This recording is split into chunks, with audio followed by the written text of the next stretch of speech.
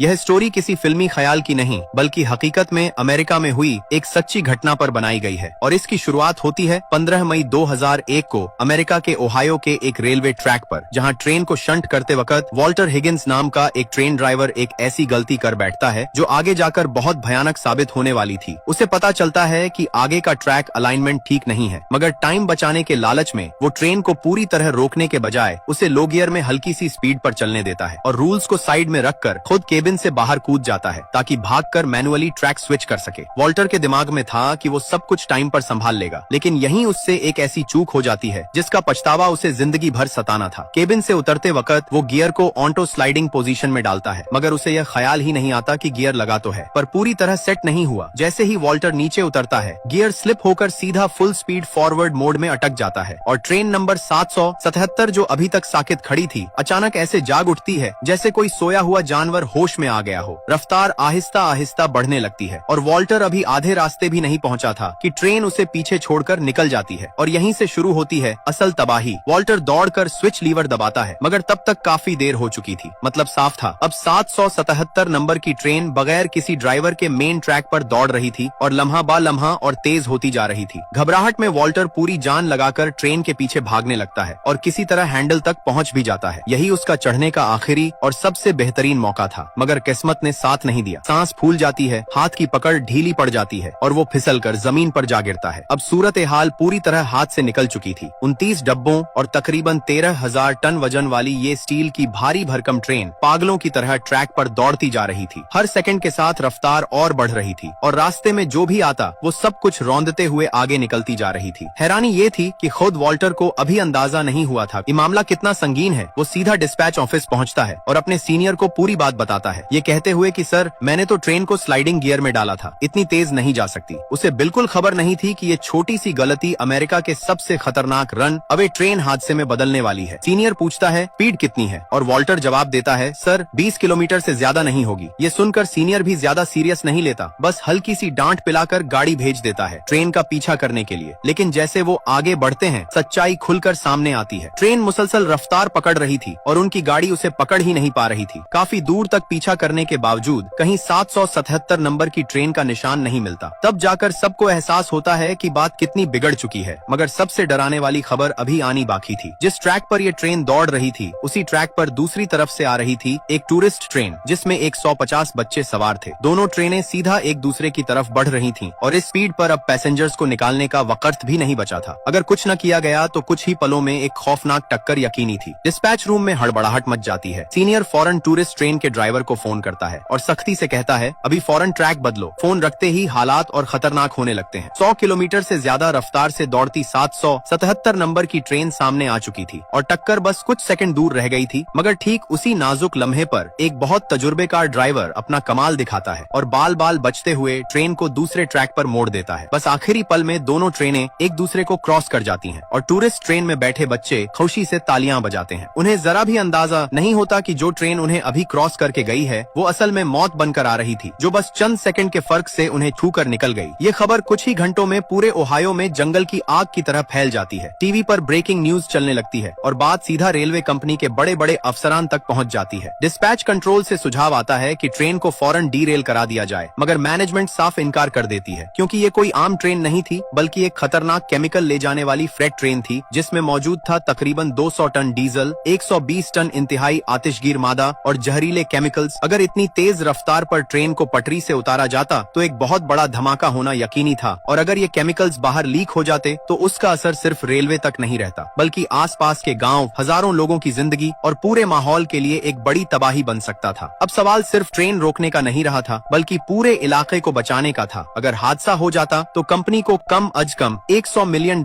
सिर्फ माहौलियाती नुकसान के जुर्माने के तौर पर देने पड़ते और साथ ही कंपनी के शेयर्स भी सीधे गिर जाते। यही सोचकर ऊपर बैठे लोग बगैर किसी कोशिश के इतना बड़ा नुकसान मानने को तैयार नहीं थे। फौरन एक इमरजेंसी मीटिंग बुलाई जाती है और थोड़ी ही देर में एक खतरनाक प्लान तैयार किया जाता है। प्लान ये था कि एक इंजन को आगे की तरफ धीमी रफ्तार से चलाया जाए ताकि पीछे से आती 777 नंबर की बेकाबू ट्रेन उससे टकराए और टक्कर की ताकत से उसकी रफ्तार कम की जा सके। ये तरीका बहुत ही खतरनाक था, तकरीबन खुदकुशी जैसा मिशन, मगर इस काम के लिए चुना जाता है एक तजुर्बेकार और बुजुर्ग इंजीनियर जेरल्ड मिचेल को। जेरल्ड को पता था कि ये काम उसकी जान ले सकता लगता है, मगर फिर भी वो अपनी जान दांव पर लगाकर इस मिशन के लिए तैयार हो जाता है। एक के बाद एक कई जबरदस्त टक्करों के बाद आखिरकार फर्क नजर आने लगता है। 777 नंबर की ट्रेन की रफ्तार जो 100 किलोमीटर से ज्यादा थी, वो कम होकर तकरीबन 60 किलोमीटर प्रति घंटा पर आ जाती है। मगर खतरा अभी भी टला नहीं था। अब प्लान के दूसरा हिस्से की बारी आती है। हेलीकॉप्टर के जरिए एक ड्राइवर को चलती ट्रेन पर उतारा जाता है ताकि वो केबिन में जाकर कंट्रोल संभाल सके। मगर जैसे ही वो केबिन में कदम रखता है, दोनों इंजनों के बीच एक और जोरदार टक्कर हो जाती है। टक्कर इतनी शदीद थी कि वो ड्राइवर हवा में उछलकर बाहर जा गिरता है और बेहोश हो जाता है। इस तरह मिशन का ये हिस्सा पूरी तरह नाकाम हो जाता है। मगर जेरल्ड मिचेल हार मानने वालों में नहीं था। उसे दूर एक मेंटेनेंस प्लेटफॉर्म नजर आता है और वहीं से वो अपनी जिंदगी का सबसे खतरनाक दांव खेलने का फैसला करता है। सालों का तजुर्बा पर भरोसा करते हुए वो कोशिश करता है कि किसी तरह 777 नंबर की ट्रेन को साइड ट्रैक की तरफ खींच लिया जाए ताकि वो मेन लाइन से हट जाए। मगर भले ही रफ्तार थोड़ी कम हो गई थी, फिर भी इतना वजन इतनी छोटी इंजन के लिए खींचना मुमकिन नहीं था। ये खतरनाक कोशिश न सिर्फ नाकाम होती है, बल्कि जेरल्ड का इंजन कंट्रोल खोकर पलट जाता है और वो शख्स जिसकी रिटायरमेंट में सिर्फ 2 महीने बाकी थे, अपनी ड्यूटी निभाते हुए जान दे देता है। उधर 777 नंबर की ट्रेन फिर से रफ्तार पकड़कर कुछ ही पलों में दोबारा 100 किलोमीटर से ज्यादा पर पहुंच जाती है और एक बेकाबू ताकत की तरह आगे दौड़ने लगती है। पूरा ऑपरेशन मुकम्मल तौर पर नाकाम हो चुका था। नतीजा एक मौत और एक शदीद जख्मी शख्स। अब कंपनी का मैनेजमेंट मजीद रिस्क लेने की हिम्मत नहीं करता और आखिरकार पहले वाले प्लान पर वापस आता है। आगे एक छोटे से कस्बे के पास डीरेलमेंट डिवाइस लगाई जाने लगती है। पुलिस फौरन हरकत में आती है। आसपास रहने वालों को महफूज जगह पहुंचाया जाता है। मीडिया वाले ट्रेन के साथ साथ लाइव कवरेज देने लगते हैं। अब हर तैयारी मुकम्मल हो चुकी थी। अगला कदम या तो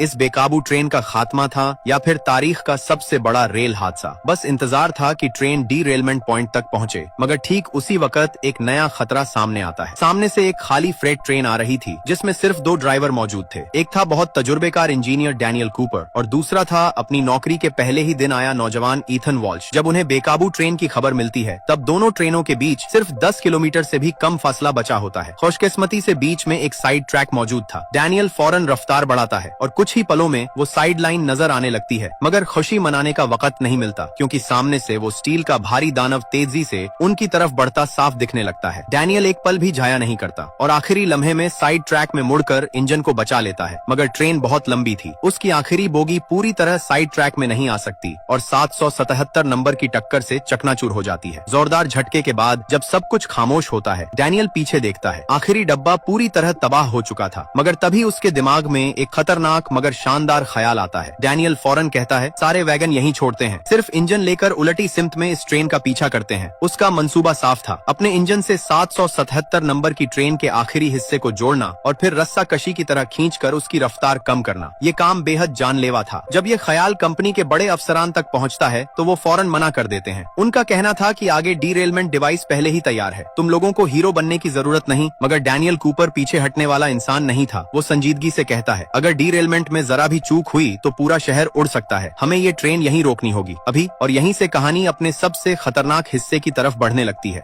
इतने ज्यादा वजन और रफ्तार पर वो डीरेलमेंट डिवाइस असल में कुछ खास करने वाली नहीं थी। ये हीरो बनने की बात नहीं थी, बल्कि उससे भी बड़ा मसला था। अगर ये ट्रेन आगे बसे हुए बड़े शहर के पास डीरेल होकर फटी तो नुकसान का अंदाजा लगाना नामुमकिन। डैनियल अभी अपनी बात पूरी नहीं कर पाया था कि वो स्टील का दानव डीरेलमेंट पॉइंट तक पहुंच जाता है और ठीक वैसा ही होता है जैसा उसने कहा था। डिवाइस ट्रेन को रोक नहीं पाती। अब उम्मीद की आखिरी किरण सिर्फ डैनियल और ईथन के पास बची थी क्योंकि उनके हाथ में सिर्फ एक इंजन था। डैनियल जल्दी से 777 नंबर की ट्रेन के करीब पहुंच जाता है। अब शुरू होता है सबसे खतरनाक मरहला, यानी दोनों इंजनों को जोड़ना। डैनियल इंजन कंट्रोल करता है और ईथन पीछे से रास्ता बताता है, मगर पहली कोशिश पूरी तरह नाकाम हो जाती है। टक्कर से आखिरी हॉपर वैगन टूट जाता है और पत्थर चारों तरफ बिखर जाते हैं। धूल और पत्थरों की वजह से दोनों का सांस लेना मुश्किल हो जाता है, मगर वो हिम्मत नहीं छोड़ते। दूसरी बार कोशिश की जाती है और इस बार किस्मत साथ देती है। दोनों इंजन जुड़ जाते हैं। मगर तभी ईथन को एक खतरनाक बात नजर आती है। कनेक्टर पूरी तरह बंद नहीं हुआ था, यानी जरा सा झटका लगते ही सब कुछ फिर से टूट सकता था। बगैर एक पल सोचे ईथन जान की बाजी लगाकर उड़ते पत्थरों के बीच नीचे झुकता है और पैर से जोर देकर कनेक्टर का लॉक बंद कर देता है। खुशकिस्मती से लॉक काम कर जाता है, मगर इसी पल उसका पैर कनेक्टर में फंस जाता है। तेज दर्द की वजह से उसका बैलेंस बिगड़ता है और वो वैगन के किनारे से नीचे गिरने लगता है। एक पल के लिए वो सबकी नजरों से गायब हो जाता है। कंट्रोल रूम में मौजूद उसकी बीवी का दिल धक से रह जाता है। कुछ सेकंड बाद एक मोजिजा होता है। ईथन ने किसी तरह हैंडल थाम लिया था। वो नीचे नहीं गिरा और लंगड़ाता हुआ वापस वैगन के किनारे पर आ जाता है। उसकी बीवी की आंखों में खुशी और आंसू एक साथ आ जाते हैं। हैं, मगर खतरा अभी खत्म नहीं हुआ था। ट्रेन की रफ्तार अब भी तकरीबन 120 किलोमीटर फी घंटा थी और अगले शहर तक 10 किलोमीटर से भी कम फासला बचा था। सबसे डराने वाली बात ये थी कि शहर की शुरुआत में एक तेज और खतरनाक मोड़ था जिसे 40 किलोमीटर से ज्यादा रफ्तार पर पार किया गया तो ट्रेन का उलटना यकीनी था और उस मोड़ के बिल्कुल नीचे भरे हुए फ्यूल टैंक रखे हुए थे। अगर ट्रेन उलटती और धमाका होता तो नतीजा सोच से भी परे होता। डैनियल अब एक पल भी नहीं सोचता और पूरी ताकत से खींचना शुरू करता है, बिल्कुल रस्सा कशी की तरह। मगर सिर्फ एक इंजन की ताकत 29 वैगनों के इस भारी बोझ के सामने काफी नहीं थी। पहिए जोर से घूमते हैं और चिंगारियां उड़ने लगती हैं और तभी इस मौत के खेल में ईथन वॉल्श के जहन में एक आखिरी जबरदस्त ख्याल आता है। अगर हर वैगन का ब्रेक हाथ से खोल दिया जाए तो रफ्तार पर अच्छा असर पड़ सकता था, मगर ईथन जख्मी था, इसलिए ये खतरनाक काम अब सिर्फ डैनियल कूपर ही कर सकता था। डैनियल बगैर कुछ सोचे दौड़ती हुई ट्रेन पर कूद जाता है और एक एक करके हर वैगन का मैनुअल ब्रेक खोलता जाता है। एक वैगन, फिर दूसरा, फिर तीसरा। हर ब्रेक के साथ रफ्तार थोड़ी थोड़ी कम होने लगती है। कई मिनट की मुसलसल कोशिश के बाद आखिरकार रफ्तार काफी हद तक गिर जाती है, मगर फिर भी वो खतरनाक मोड़ के लिए ज्यादा थी। अब आगे बस वही मोड़ था और कोई रास्ता नहीं बचा था। सब कुछ किस्मत पर छोड़ दिया जाता है। ट्रेन मोड़ पर जोर से झुकती है और सबकी सांस रुक जाती है, मगर ट्रेन उलटती नहीं और किसी तरह मोड़ पार कर लेती है। एक पल के लिए लगता है कि अब सब कुछ ठीक हो जाएगा, मगर तभी एक नई मुसीबत आती है। मुसलसल गर्मी की वजह से ब्रेक डिस्क फेल हो जाती हैं और पूरा ब्रेकिंग सिस्टम बैठ जाता है। 777 नंबर की ट्रेन फिर से रफ्तार पकड़ने लगती है। डैनियल फौरन इंजन केबिन की तरफ दौड़ता है, क्योंकि अगर वो किसी तरह केबिन तक पहुंच जाए तो ट्रेन को पूरी तरह रोका जा सकता था, मगर रास्ते में उसे रुकना पड़ता है क्योंकि आगे वाले वैगन के बीच का फासला बहुत ज्यादा था और वहाँ से कूदना मुमकिन नहीं था। अब क्या किया जाए? ठीक उसी जिंदगी और मौत के लम्हे एक पिकअप ट्रक साथ साथ दौड़ती नजर आती है। डैनियल चिल्लाता है, ईथन कूद जाओ, और ईथन एक पल भी नहीं सोचता, छलांग लगाकर कामयाबी से पिकअप ट्रक में जा गिरता है। अब आखिरी दांव खेला जाना था और आखिरकार वो किसी तरह इंजन केबिन तक पहुंच जाते हैं। स्क्रीन के सामने बैठे हर किसी की सांसें अटकी हुई थीं और सबके हाथ बेखुदी में मुट्ठियों में बदल चुके थे। ईथन वॉल्श पूरी हिम्मत जमा करता है, ठीक लम्हे का इंतजार करता है और फिर कूद जाता है। सब कुछ बस चंद सेकंड में हो जाता है और आखिरकार वो स्टील का दानव जो तकरीबन 2 घंटे से ज्यादा वक्त तक मेन ट्रैक पर बेकाबू दौड़ रहा था, रुक जाता है। पूरा इलाका एक बहुत बड़ी तबाही से बच जाता है और यहीं पर यह दिलचस्प कहानी खत्म होती है।